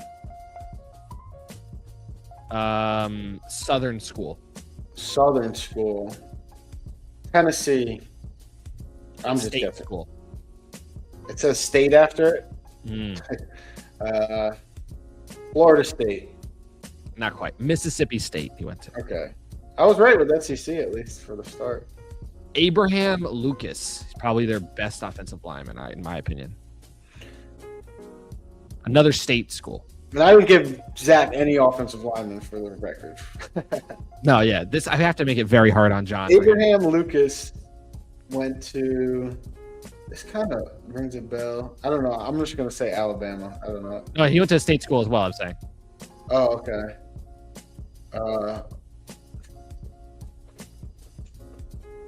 State. Arizona State. You're in the right hemisphere. Washington State is where he went. Okay. Yeah. Let's go to their center. Jalen Sundell. Anything? Nothing. Jalen Sundell went to North Dakota State. They love their states over here, apparently. Yeah, everybody, all their offensive linemen are state schools. Anthony Bradford at guard. Anything ring a bell? Big school. Nah, I don't got this one. LSU. Okay. Yeah, and then Gray Zabel. You'll never forget it now. It's cool. Gray Zabel, I do know. Went to another state school as well. Gray Zabel. Is he South Dakota State? Oh, so close. North Dakota State. Close. So they have two starters from North Dakota State? Yeah. That's the only reason why I said South Dakota State, because the other guy was North. I knew that. I should have just started. No, who else was North Dakota State? You said Sundell was North Dakota State. Sundell was North Dakota State. You're right. Yeah. Oh, my God. I didn't even notice. I knew Grace Able was North Dakota State. Yeah, they both are North Dakota State. They must have been on the same. And I was like, "There's no way they're boys. They definitely are boys." I was like, "There's no way they're both North Dakota State." Yeah, they're boys. Oh my God, that continuity. All right, cool. Yeah, I knew that too. I knew that. I shouldn't have fucked. Let's move to the tight end room. Elijah Arroyo. Stanford. Miami. There you go. Eric Soyberg. What? This is a tough one. Eric Soyberg.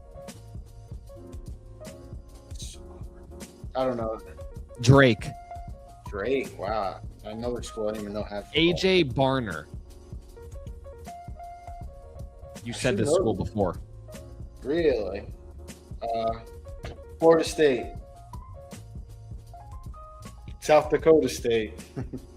No, it's a big school. Tennessee. Michigan. All right, let's move to the running backs. Let's do the running back room, and then we'll move to the defense. All right. Kenneth Walker went to Michigan State. Zach Charbonnet went to UCLA. Correct. And then George Holani went to fucking UCLA again? No, it's a state school. I don't want to give that clue because that's too obvious. State school. A state school. Statue of Liberty. Liberty? I'm just kidding. No. I'm giving you a clue. Statue of Liberty. Oh, Boise State. Nice. That's cool that clue sticks. All right, cool. Let's move to the defense. Defensive tackle we'll move to. Leonard Williams. USC. Okay. Jaron Reed. Alabama. Oh, man. This is going to get good right now. See, this is what I'm talking about. The last one's tough, probably. I don't know if you have this. Riley Mills. Big school. Rookie. Riley Mills. Rookie. Big school. Florida? I don't know. No. If you want to give me a hint, I'll take one, but I don't know. A clue. Give you a clue. A Chicago Bears quarterback went there. The Chicago Bears current quarterback? No. Actually, that's a bad clue. That doesn't really stick at all. I'm trying to think of a clue. Sorry. No, Purdue? Jay Cutler? No. Florida, Rex Grossman? BYU, Jim McMahon? Like any Eric Kyle Orton, also Purdue? No. Bigger school, sorry. It's bad clue. That's why I said it's bad clue. Let's ignore it. I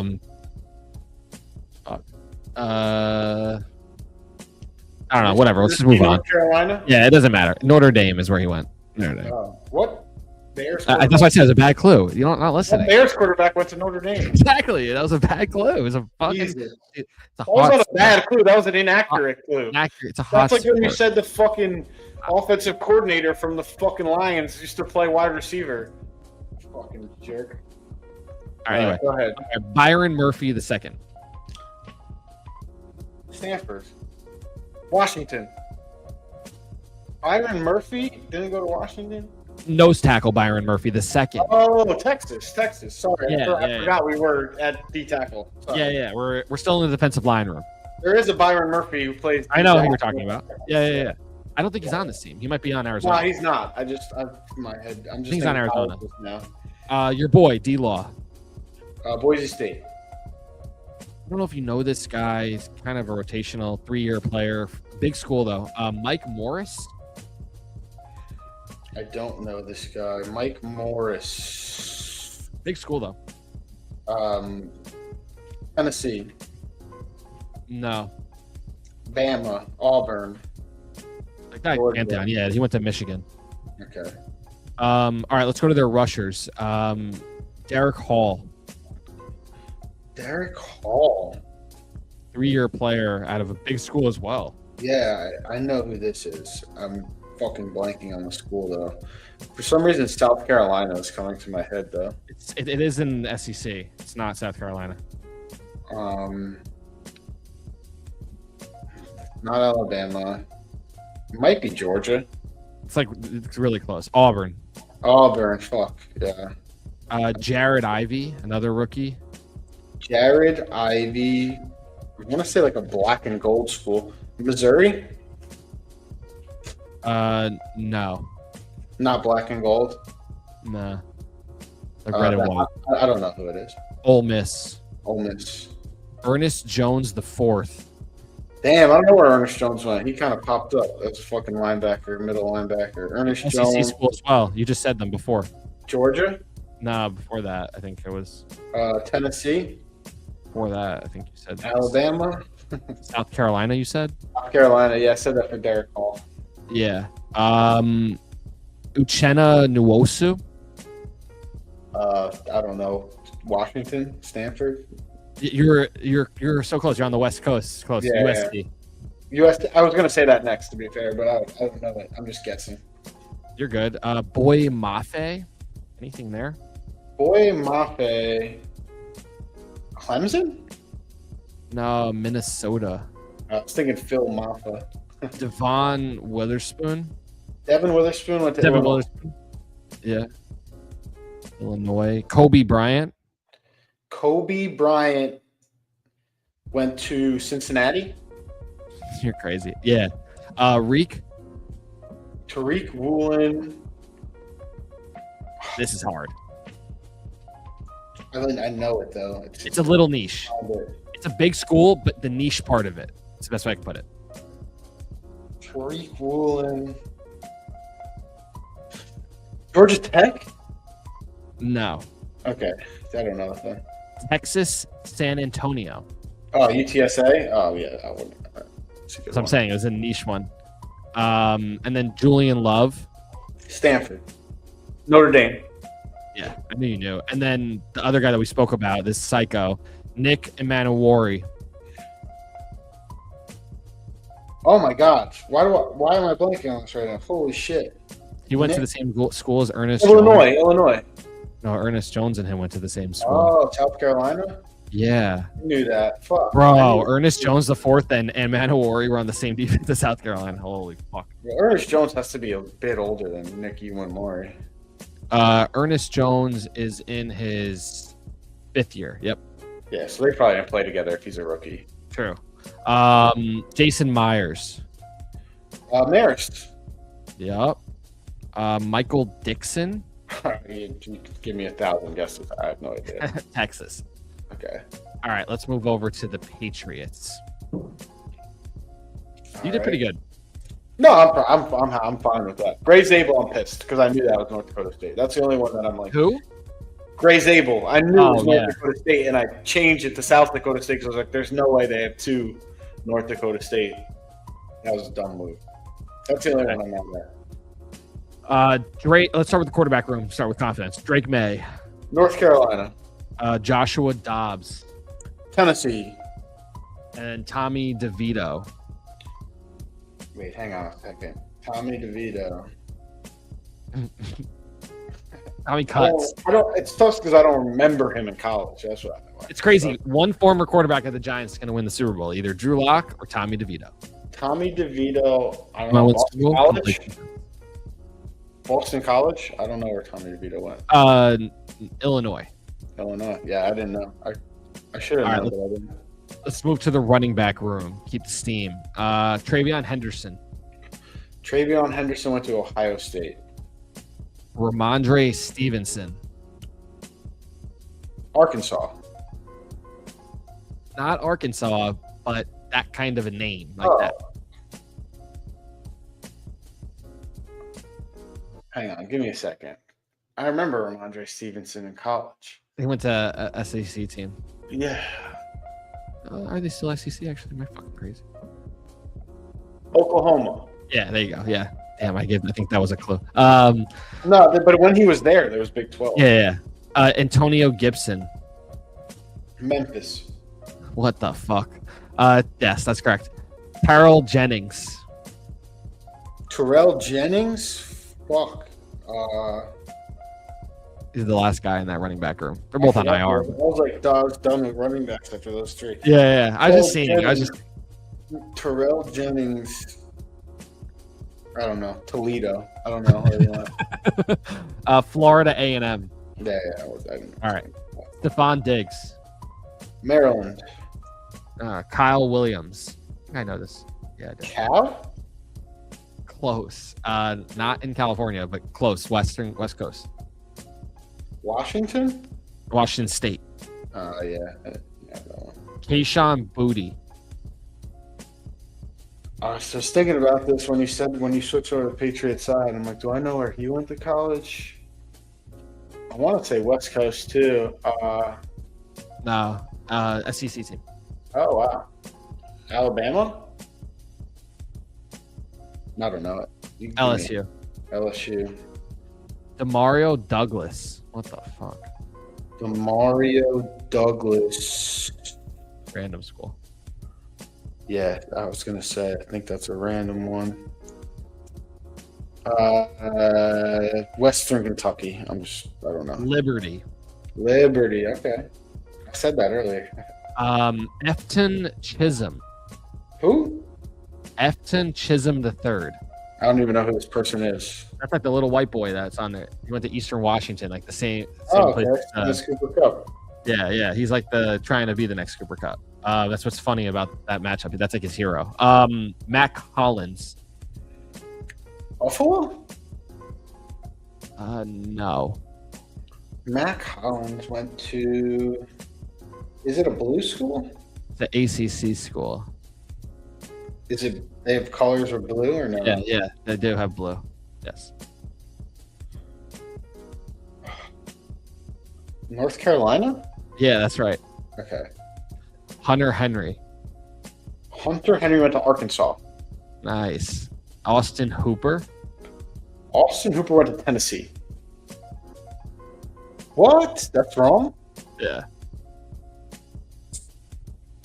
I was very confident in that. I didn't know he was a brain. That's crazy. Austin Hooper didn't go to Tennessee. No, he's a brain, apparently. Austin Hooper.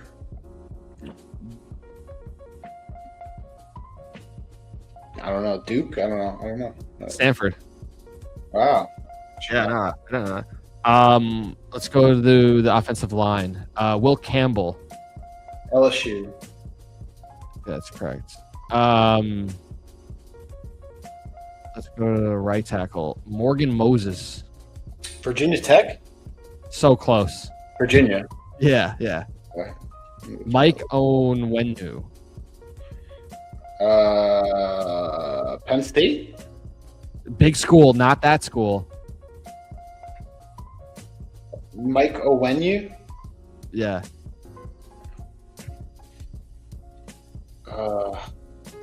Rival of Penn State. Ohio State? No. Michigan? Yeah. Michigan. Okay. Garrett Bradbury. Anything? Oh, hang on a second. I think I do know this one. Gareth Bradbury went to State school. Yeah. Yeah. Gareth Bradbury went to gosh. West Coast? No. Okay, then I don't know. North Carolina State. All right. Jared Wilson at left guard. Anything? No, nothing. All right, let's keep it moving. Let's go to the defense. Well, where'd he go? So I can remember now. Jared Wilson at right guard went to Georgia. Okay. He's a rookie, it looks like. 2025 draft. 3rd round pick. Yeah, they have a young-ass team over there. Holy shit. All right, defense. Let's go to the defensive line room first. Harold Landry III. Did he go to Penn State? No. Clemson? No. Landry. Michigan. I don't know. Boston College. Good one. Let's go to Milton Williams. Milton Williams. I should know this, but I don't off the top of my head. I want to say Michigan State. It's a weird school. Milton Williams. Miami University of Ohio. I don't know what it is. Louisiana Tech. Okay, good for him. Karl Malone. Wow. That's crazy random. Christian Barmore. Alabama? Yeah, that's right. Robert. Oh no, let's do Tonga. Iris Tonga. BYU. That's crazy. Yeah, that's right. Eric Gregory. I don't know who that is. He's hurt. He's going to be a star for them next year. Arkansas. Okay. The young player. All right, let's move to the linebackers. Oh, Corey Durden. He does play. Corey Durden? He plays? Yeah, it's just he's a. How many snaps did he get on? Okay. You're good. You're good. Let's move to linebackers. Robert Spillane. Robert Spillane. Stanford? No. Spillane. Clemson? Western Michigan. Oh, yeah, I wasn't going to get that. Christian Ellis. Great player, but I don't know where he went to school. He has a brother on the on Denver. He went to Idaho. Okay.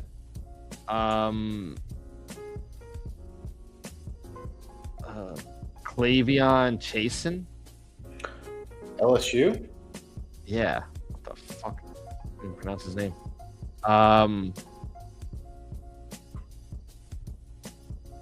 Marcus, let's go to the corners. Carlton Davis III.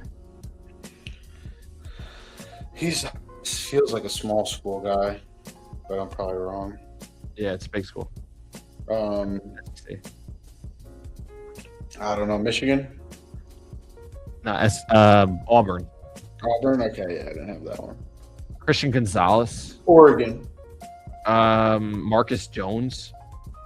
Purdue. I don't know. Houston. Good one.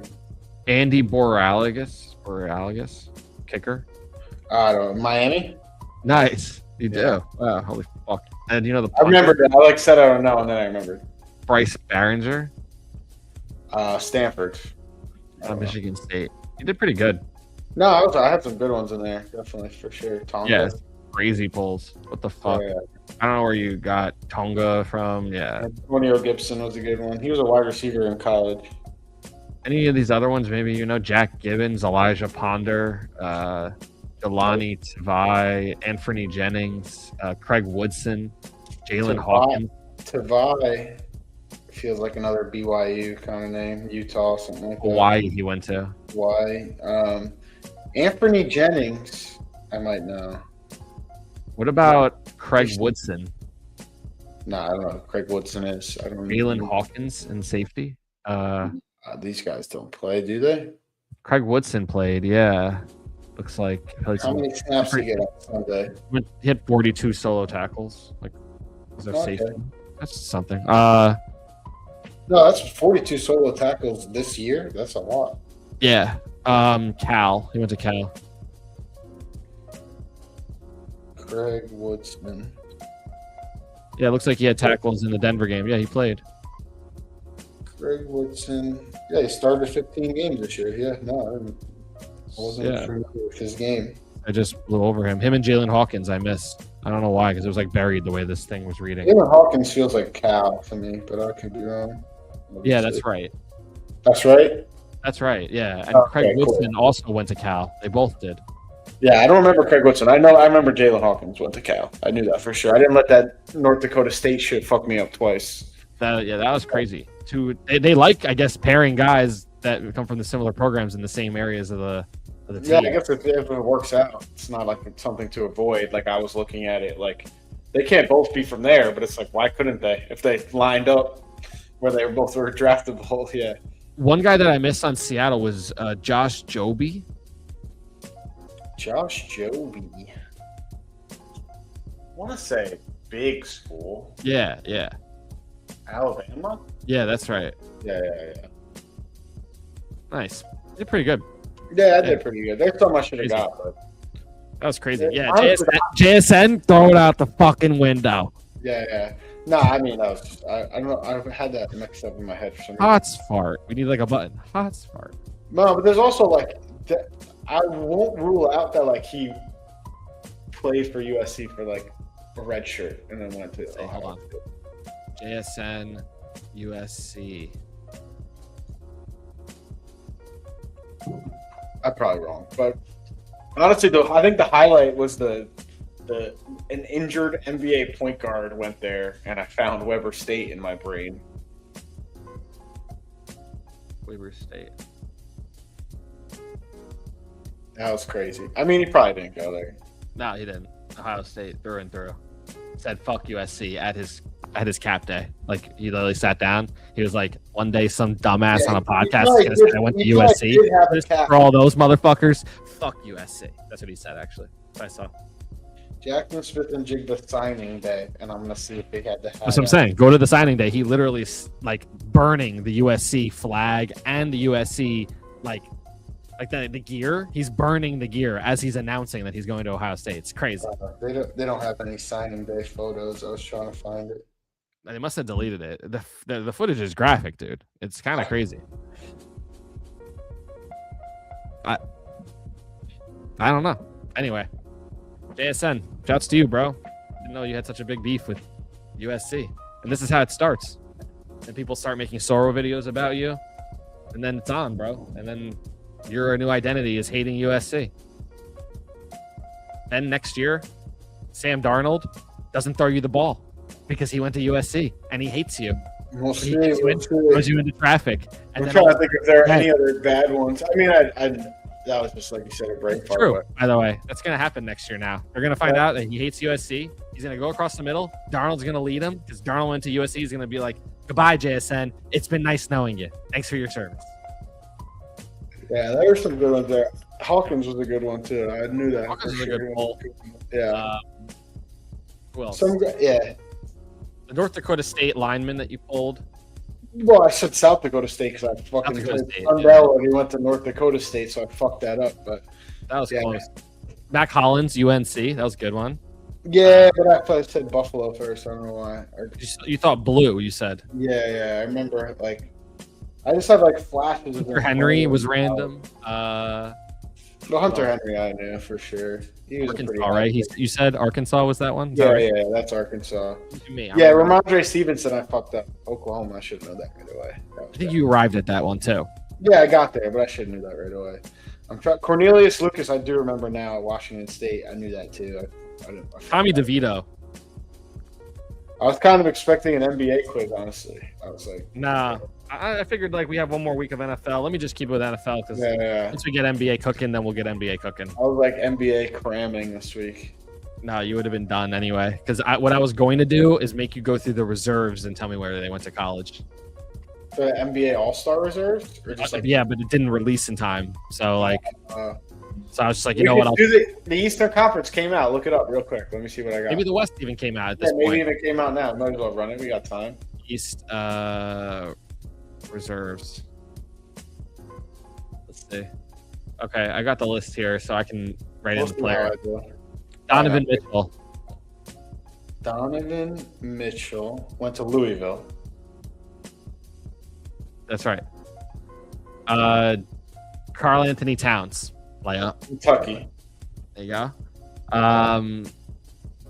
Scotty Barnes. Oh, fuck. Scotty Barnes. I know this. Scotty Barnes. Future of the NBA. That was right. Yeah.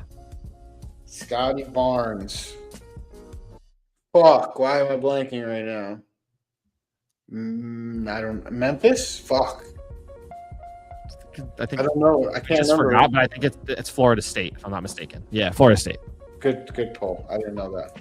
I knew it, but I couldn't remember. Jalen Duren. Oh, psych. Memphis. Let's keep guessing Memphis. I think he went straight from high school. Memphis. Yeah, he went to Memphis. Oh, fuck yeah. Give me some. Yeah, wow. Holy shit. Fuck yeah. Let's go. 2021. Yeah, that's right. That's a big one. Let's fucking go. That's a crazy one. All right. Norman Powell. Georgia Tech. Is that right? I think that sounds right. I don't know if that's right, though. Just look it up real quick. No, it's not. Yeah. Oh, yeah. I remember him, kind of. Norman Powell didn't go to Georgia Tech. Must be big another school. Big school. Legendary basketball school. Yeah, for sure. Oh, okay. Michigan State. Nah. Duke. Even more. UNC. fucking UCLA. There we go. Okay. And then the last guy in the East is Pascal Siakam. Isn't he from like Cameroon? You making fun of him, or are you? No, I'm saying, isn't he? Did he go to college in America? I don't think so. He's from Cameroon, right? Yeah. I'll count that for me. That's a count. I think we're good. But he did go to a college. Oh, he did go to college. Yeah, it looks like it. Oh. Then let me think for a second. From Cameroon, went to college. A lot of those African guys go to Houston. Yeah, from Cameroon, so you get half a point. But college he did go to. Yeah, he did. Not Houston? No. What state? It would give it away. Okay. What region? It's in the title. Oh, what region? You were in a good area. Not in Texas, but you were in a good area down there. A little bit more west. Oklahoma? More west. Fucking New Mexico? Nevada? Yeah. New Mexico? New Mexico State, yeah. Wow. Crazy. Is the West Reserves out or not? I don't know. I didn't look yet. I haven't looked. Let me see. West Reserves. Let's see. Oh, yeah, they are. All right, let's go. Denny made it. Denny! Fucking Denny's from Israel. Shouts to Denny, probably the first all-star from Israel in history of NBA. I'm going to put that up there right now. Put that out there right now. Maybe Omri Caspi. No, he never was an all-star. That's what I'm saying. I think he's the first Israeli-born player that's an all-star. Good Paul. All right, well, he's from Israel. What are the other reserves? Did he go to college in the States? I don't think he did. Let me just make sure. Hold on. You never know with these guys, like by way of. True. Yeah. Now it's more common that the foreign guys go to college. Oh, he did play for Beit Sarah. No, he played for the pro team in Israel. Yeah. He's straight from Israel. Yeah, crazy. Beast. All right. Who else? Braun. LeBron came from St. Vincent St. Mary's High School. Nice. Devin Booker. Kentucky. This is easy. Kevin Durant. Texas. Anthony Edwards. Georgia. Jamal Murray. Kentucky. Chet Holmgren. Ooh. No, I know it. I'm just double checking my brain. Gonzaga is correct. I had it right away, but I was like, hang on. Did he really go to Kentucky or some shit? Or Duke? Yeah, I guess it was worth to do it right now since it's so quick. And that would have been too fast, I guess. So it worked out. Yeah, no, it was good. And I did good. I'm happy with that. Honestly. Yeah, you just killed that. That was awesome. I mean, even Norman Powell, when I said UCLA, when it came out of my mouth, I was like, oh, that's it. Like, you know what I mean? Like, I didn't know it right away, but when I said it, I was like, oh, yeah, do it. Like you said, when you looked it up, you remembered him there. I'm trying to think who I was thinking of when we went to Georgia Tech. That's not him. Yeah, no, I'd do better. If you did this like 2010, I would fucking like. That's when I was in my prime of knowing this shit. When I was like, what, for basketball players? Yeah. Like for the colleges, you're saying? Yeah. That's when I was really locked in. But I mean, Georgia Tech had a bunch of guys. Bosch. Yeah, Will Bynum. I remember. Remember Will Bynum? Yeah. Jarrett Jack. Marbury. Jarrett Jack. Marbury. I'm trying to think who else. Just closing out these tabs. Yeah, no, there's no Powell.